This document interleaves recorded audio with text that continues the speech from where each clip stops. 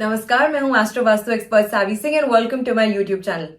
शनि का ट्रांजिट हो रहा है फ्रॉम उसकी मूल त्रिकोण राशि से मीन राशि में, और आपकी इंडिविजुअल हॉरोस्कोप के अनुसार, आपकी राशि के अनुसार ये ट्रांजिट आपके लिए कितना ज्यादा फायदेमंद होने वाला है, या फिर किन चीजों का खास करके ख्याल आपको जो है इस ट्रांजिट के दौरान, इस गोचर के दौरान रखना चाहिए, उन सभी की इन डिटेल वीडियोस जो है हम आपके साथ इस चैनल के माध्यम से शेयर कर रहे हैं। हम स्कॉर्पियो यानी कि वृश्चिक राशि तक की वीडियो जो है वो डाल चुके हैं अपने चैनल पे। तो अगर आपकी राशि मेष से वृश्चिक के बीच में आती है तो कौन सी वीडियो आपको देखनी है, आप मेरे चैनल पे जाके सर्च कर सकते हैं अपनी राशि के अनुसार। और आज के वीडियो में हम बात करने वाले हैं सैजिटेरियस यानी कि धनु राशि की। तो अगर आपकी लग्न राशि या फिर अगर आपकी चंद्र राशि धनु राशि बनती है तो ऐसे में आपके लिए शनि का ये जो ट्रांजिट है वो आपकी कुंडली के चतुर्थ भाव में हो रहा है। आपकी कुंडली के अनुसार शनि देव जो है वो आपकी कुंडली के द्वितीय यानी कि सेकंड और साथ में तृतीय यानी कि तीसरे भाव के स्वामी ग्रह माने गए हैं, और अब वो थर्ड हाउस यानी कि तृतीय भाव से चतुर्थ भाव में गोचर करने वाले हैं, ट्रांजिट करने वाले हैं। अभी तक शनि 2.5 साल से अपनी मूल त्रिकोण राशि यानी कि कुंभ राशि एक्वेरियस में प्लेस थे, जो कि उनके लिए एक बहुत ही आइडियल स्थान जो है वो माना गया है अगर हम राशि अनुसार बात करते हैं।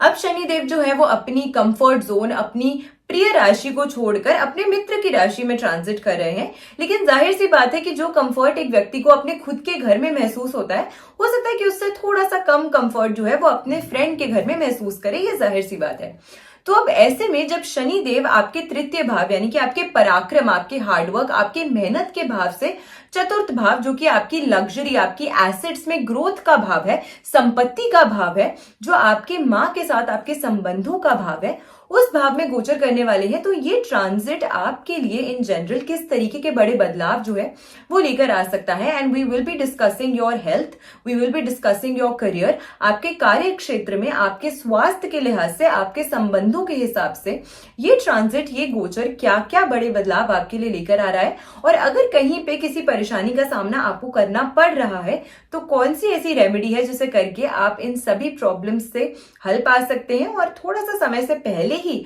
अगर हम अवेयर हो जाते हैं, हम समय से पहले ही रेमेडीज को शुरू कर देते हैं, तो I think it is better, क्योंकि आप पहले ही खुद को किसी भी परेशानी के प्रति इम्यून कर लेते हैं। अब अगर हम शनि के इस गोचर की बात करते हैं तो जाहिर सी बात है कि शनि सबसे धीमी गति से चलने वाले ग्रह माने गए हैं, और इसी कारण से शनि हर चीज को बहुत ही ज्यादा डिले से, स्ट्रेच करके, अपना स्वीट टाइम लेकर किसी भी जातक को देते हैं। इसी वजह से चाहे आप अपने जीवन में ग्रोथ देखना चाहें, चाहे आप अपने जीवन में अपने संबंधों को और बेहतर होता हुआ देखना चाहें, जब भी शनि का रोल वहां आ जाता है तो हर चीज में व्यक्ति के जो प्रयास हैं, व्यक्ति का जो हार्डवर्क है, जो मेहनत है, उसको बढ़ा देते हैं। लेकिन जब आप इस कसौटी पे खरे उतरते हैं और तो शनि देव की जब ब्लेसिंग्स किसी व्यक्ति को रिसीव होती हैं तो वो ब्लेसिंग्स इतनी ज्यादा इफेक्टिव होती हैं, इतनी ज्यादा कारगर होती हैं कि फिर उस व्यक्ति को कभी भी पीछे मुड़कर अपने जीवन में नहीं देखना पड़ता है। लेकिन संघर्ष से सफलता मिलेगी, यही एक की है जो शनि फॉलो करते हैं, यानी कि हार्डवर्क इज द ओनली की टू सक्सेस। ये एक ही मंत्र है जो शनि को समझ आता है, और ये एक ही मंत्र है जो शनि के रिजल्ट्स को इन जनरल सम अप करता है। खैर, जब हम धनु राशि की बात करते हैं तो सबसे पहले धनु राशि जो है वो शनि की मित्र राशि है, क्योंकि गुरुदेव जो है वो शनि के मित्र फ्रेंड माने गए हैं। और अभी कमाल की बात यह है कि आपकी राशि जो है वो धनु राशि है, जो कि गुरुदेव बृहस्पति की राशि है, और शनि जिस राशि में ट्रांजिट कर रहे हैं वो मीन राशि है, जो अगेन देव गुरु बृहस्पति की ही राशि है। अब इस अनुसार अगर मैं बात करती हूं तो धनु राशि के लिए ये जो ट्रांजिट है ऑल ओवर वो काफी ज्यादा फ्रूटफुल और फेवरेबल जो है वो नजर आता है।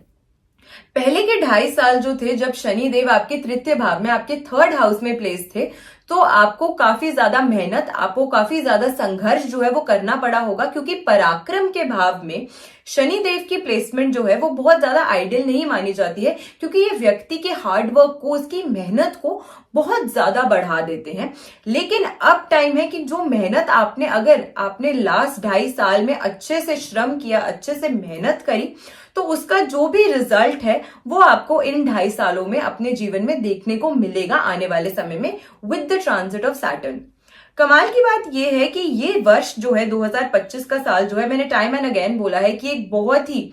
अनएक्सपेक्टेड चेंजेस, बड़े बदलाव लाने वाला साल जो है वो रहने वाला है। चाहे वो हम रियल एस्टेट के क्षेत्र में बात करें, चाहे वो हम करियर ग्रोथ के क्षेत्र में बात करें, चाहे वो हम बड़ी पॉलिसीज के चेंजेस के माध्यम से बात करें, या फिर इन जनरल भी अगर हम आपदाओं की बात करते हैं, अगर हम वॉर सिचुएशंस की बात करते हैं, अगर हम नेचुरल कैलामिटीज और डिजास्टर्स की बात करते हैं,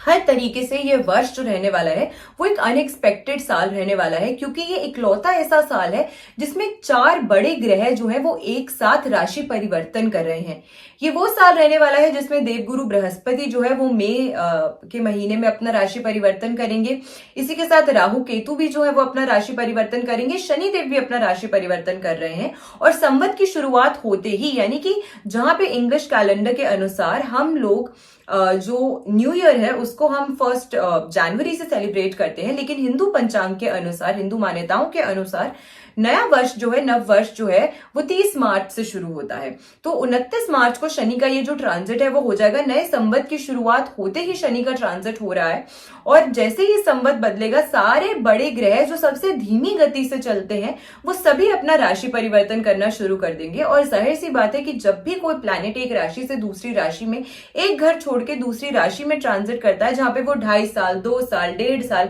अपना एक आराम से अपनी एक प्लेसमेंट जो है वो सेट कर चुका होता है, वहां से सब कुछ उठाकर दूसरी जगह जाने में जाहिर सी बात है एज ह्यूमंस भी हमें बहुत ज्यादा मुश्किल कठिनाइयों का सामना फेस करना पड़ता है। और सिमिलर ही जो चीजें हैं वो एक ग्रह को भी महसूस होती है जब वो एक राशि या एक भाव से दूसरे भाव में ट्रांजिट करता है।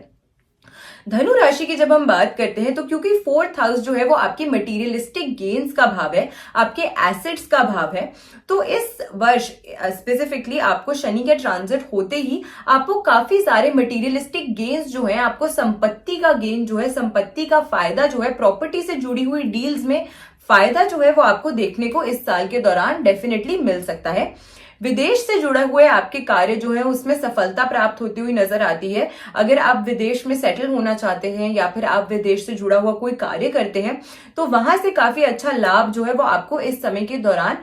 जरूर प्राप्त होता हुआ नजर आता है। इसी के साथ बहुत लंबे समय से अगर कोई बीमारी चल रही थी, कोई प्रॉब्लम चल रही थी, हेल्थ इश्यू स्पेसिफिकली चल रहा था, तो वो बीमारी खत्म होती हुई नजर आती है। आपकी हेल्थ में बेटर बदलाव जो है वो आते हुए नजर आते हैं। कार्यस्थल पर आपको थोड़ी सी कठिनाइयों का सामना करना पड़ सकता है, लेकिन प्रीवियसली आपने जो परेशानियां झेली हैं उनसे कहीं ना कहीं आपको छुटकारा मिलता हुआ नजर आता है। और जाहिर सी बात है कि जब आप आगे बढ़ेंगे, आप आगे सक्सीड करेंगे, तो कोई ना कोई तो ऐसा होगा ही जो आपकी टांग खींचने का प्रयास करेगा। ऐसा इसीलिए भी है क्योंकि शनि का ट्रांजिट जब आपके तीसरे भाव से, आपके 3rd हाउस से 4th हाउस में होगा, तो शनि की तीसरी दृष्टि जो है वो आपके 6ठे भाव पे, जो कि शत्रुओं का भाव माना गया है, जो कि एनिमीज का भाव माना गया है, कोर्ट कचहरी से जुड़े हुए मामलों का भाव जो है वो माना गया है, रोग का भाव माना गया है, और साथ के साथ में ही अगर आप जॉब सेक्टर से जुड़े हुए हैं तो आपके लिए जॉब का भाव भी माना गया है। तो अब ऐसे में कहीं ना कहीं आपको थोड़ी सी कठिनाइयों का सामना, क्योंकि शनि की दृष्टि उस भाव पे पड़ रही है, तो आपको थोड़ा सा प्रॉब्लम्स फेस करनी पड़ेंगी, लेकिन फिर भी आप अपने समझदारी से, अपने अच्छे निर्णयों से आप कहीं ना कहीं इससे फायदा प्राप्त कर पाएंगे।